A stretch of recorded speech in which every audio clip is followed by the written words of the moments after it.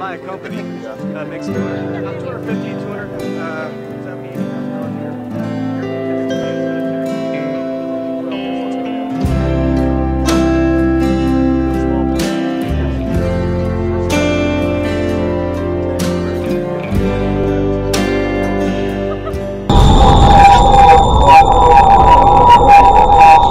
Joe the plumber, under Mr. Obama's tax policy, would pay more. 30 to 40% of Americans don't even pay taxes. Thanks, gentlemen. We're going to hear from Kate Kelly representing the Nader campaign for about 2 minutes. Thank you. Thank you. I'd like to, first of all, thank people who planned the debate for including the independent voice. Ralph Nader is on the ballot in 45 states and D.C. He's polling nationally at 5%, which represents over 10 million Americans, and that's with little or no media coverage.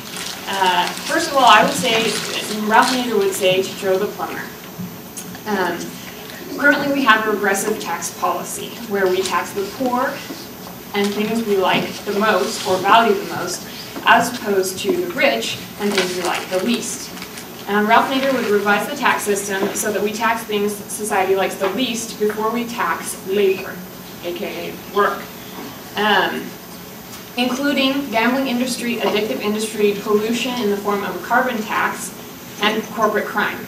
Two things that we need to talk about when we're talking about tax policy are two major things that taxpayers are paying for. Number one, $750 billion bailout, which both Obama and McCain supported. Most Americans pay a sales tax when they purchase necessities, but on Wall Street, if you today were to purchase $100 million of Exxon derivatives, you would pay nothing.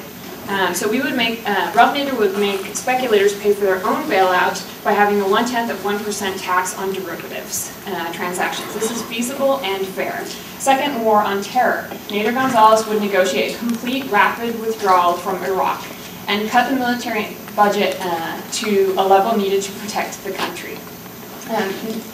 Obama and McCain do not talk about making Wall Street gamblers pay for their own bailout. They don't talk about cutting the military budget. They would avoid anything that would challenge corporate power. They don't talk about ending corporate welfare.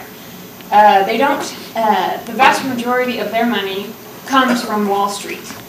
If we've learned anything in the past few weeks about Wall Street, it's that they don't do anything for free. They're shameless. They even make us pay for their mistakes.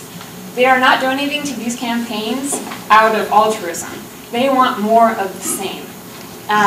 If you vote for Nader, you are voting for a true fundamental change, shifting power from government and from corporations to the average American. If you're voting for McCain and Obama, you are not even demonstrating that you are capable of voting for anything but chump change.